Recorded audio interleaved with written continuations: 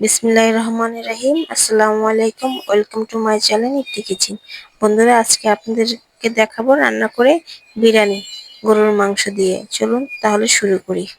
প্রথমে চুলোতে বসিয়ে দিয়েছি একটি পাত্র, তেল দিয়ে দিয়েছি। এখন দিয়ে দিলাম পেঁয়াজ। পেঁয়াজটা ভালো করে ভেজে নেব। দিয়ে দিলাম দারচিনি, এলাচ আর কিছু তেজপাতা। পেঁয়াজটা বাদামি কালার হয়ে আসছে, এখন দিয়ে দিব আদা রসুন। মশলাটা ভেজে নিয়েছি।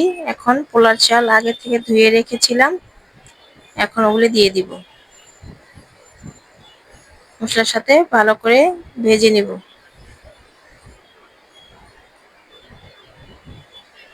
পোলার চালটা ভালো করে ভেজে নিচ্ছি।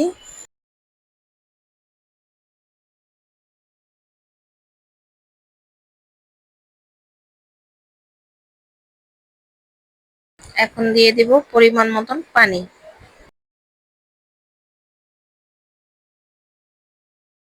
এখন দিয়ে দেব কিছু পরিমাণ গুঁড়ো দুধ।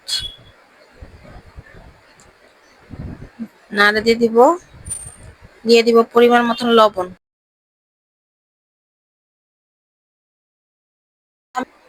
এখন ঢেকে দিব। 5 মিনিট পর ঢাকনাটা সরিয়ে এখন আবার একটু নাড়া দিব। ঢেকে দিয়েছিলাম, এখন ঢাকনাটা সরিয়ে দিয়ে দিব কিছু কাঁচামরিচ। সুন্দর করে নাড়া দিয়ে দিব।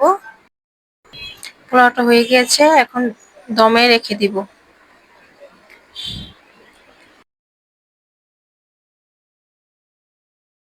এখন আমি মাংসটা রান্না করে নিব প্রেসার কুকারে। একটা প্রেসার কুকার বসা দিয়েছি, দিয়ে দিয়েছি তেল, পেঁয়াজ।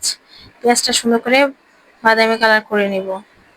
হয়ে গেছে আমার বাদামি কালার। এখন দিয়ে দেব স্পেশাল মশলা, আদা রসুন বাটা, জিরে বাটা। মশলাটা ভালো করে কষিয়ে নিব। দিয়ে দেব পরিমাণ মতন পানি।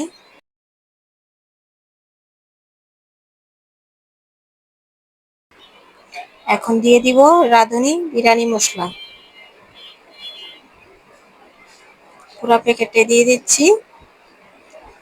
দিয়ে ভালো করে মশলাটা কষিয়ে নিব। দিয়ে দিব মাংসগুলি আগে থেকে কেটে ধুয়ে রেখেছিলাম।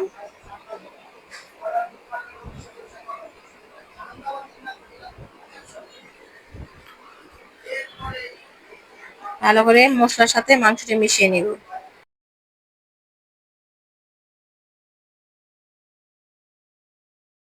মাংসের সাথে মশলা মিশানো হয়ে গিয়েছে। দিয়ে দেব পরিমাণ মতন লবণ। লবণ দিয়ে আবার ভালো করে একটু মিশিয়ে নিব। দিয়ে দেব কিছু পরিমাণ পানি, কারণ গরুর মাংসতে এমনিতেই পানি উঠে যায়, সেই জন্য আমি কম পানি দিয়েছি। এখন দিব ঢেকে। ঢেকে দিয়েছিলাম।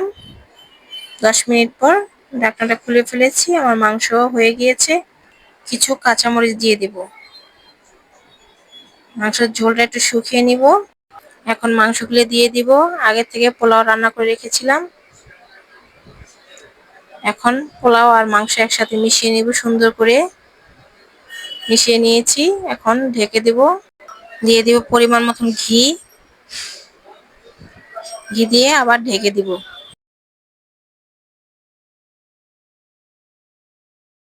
আমি ব্রেস্তা করে রেখেছিলাম, এখন ব্রেস্তাগুলি সুন্দর করে দিয়ে দিব।